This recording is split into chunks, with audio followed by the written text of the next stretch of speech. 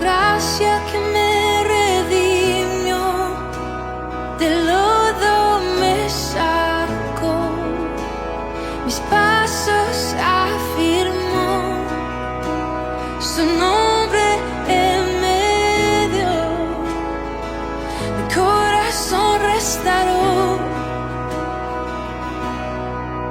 Eres rey, de rodillas proclamo tu gloria,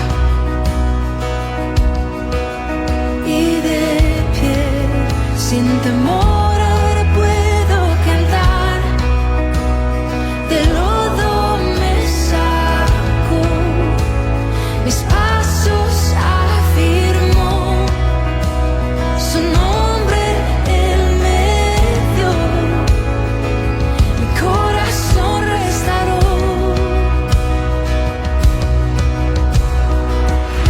Aquí estoy, te necesito, me rindo a ti.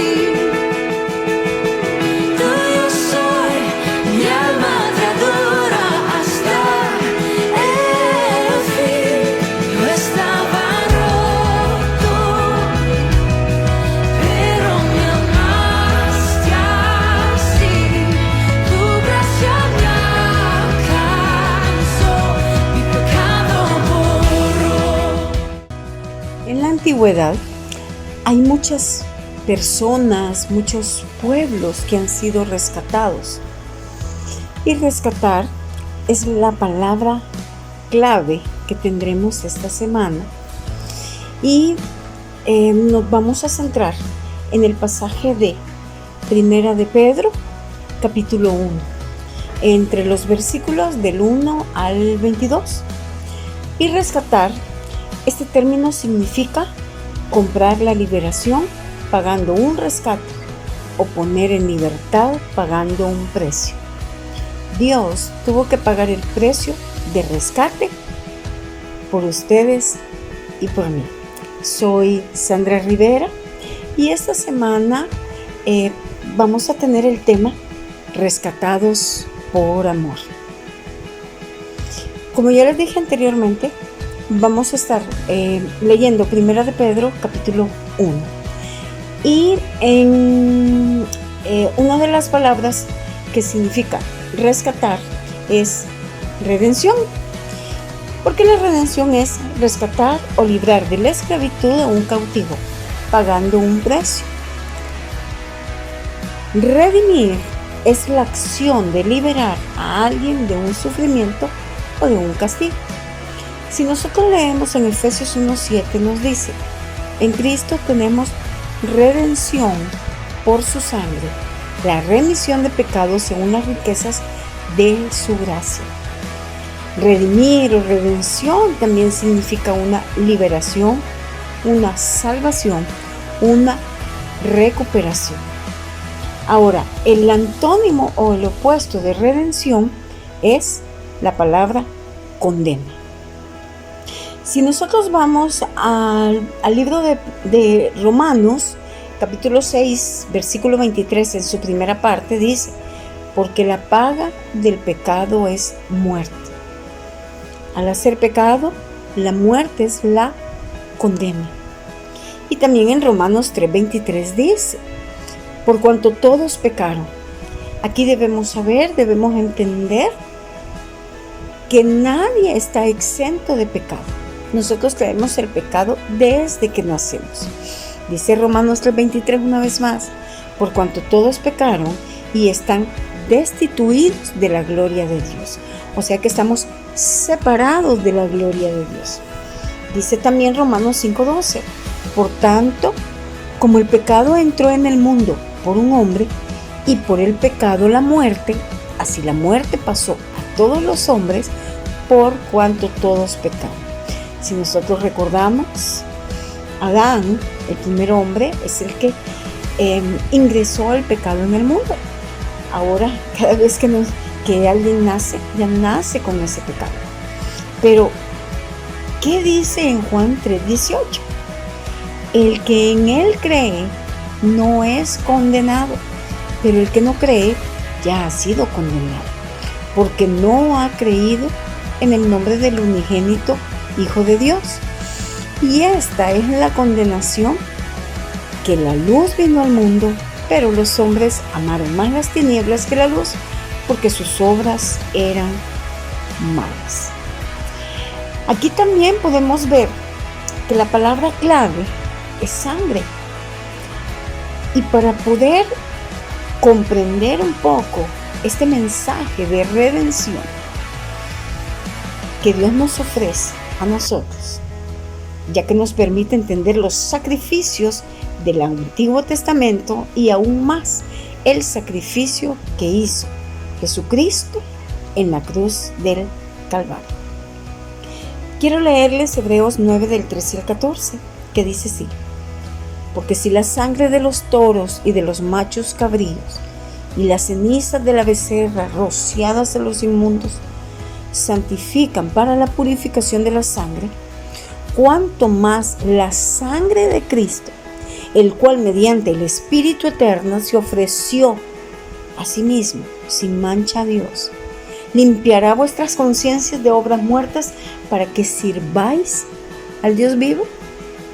Y finalmente, por el apóstol Pedro en su primera carta, dice así: sino con la sangre preciosa de Cristo, como de un cordero, sin mancha y sin contaminación. Lo encontramos en el capítulo 1, versículo 19 de la primera carta de Pedro.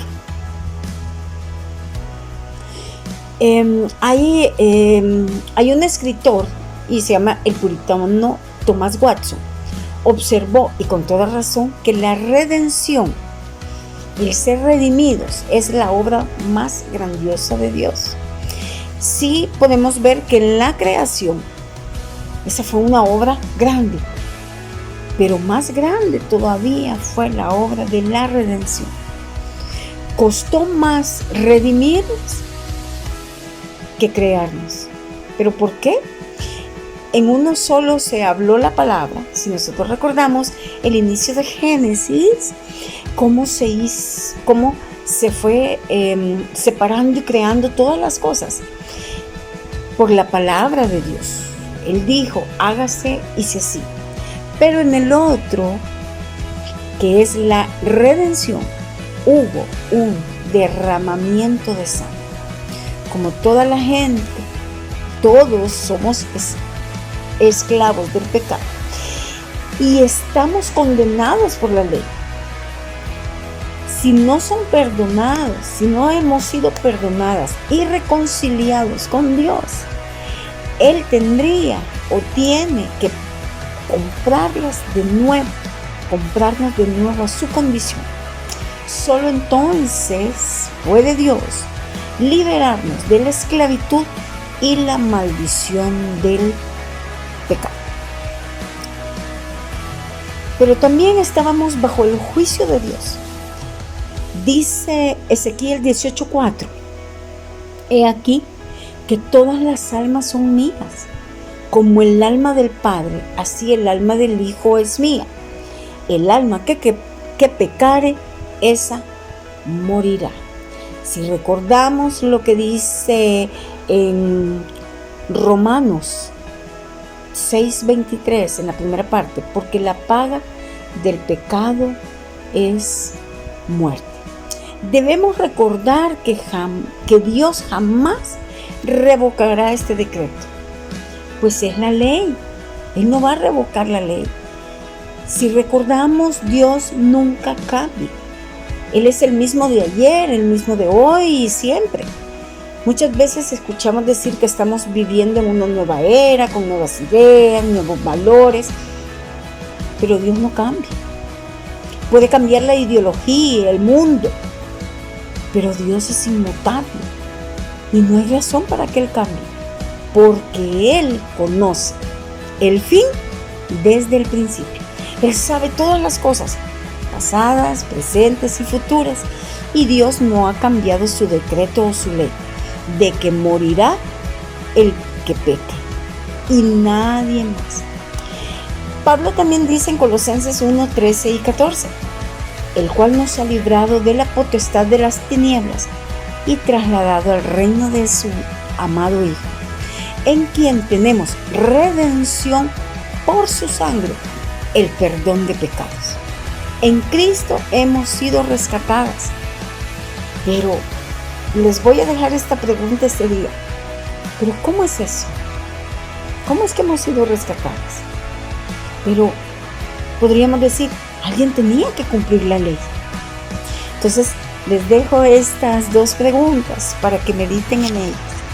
Ha sido para mí un privilegio el haber compartido esta parte de la palabra, esta meditación, este día lunes, y espero en el Señor de que todo sea de mucha bendición. Tratemos de leer la Biblia, así es que nos escuchamos el día de mañana.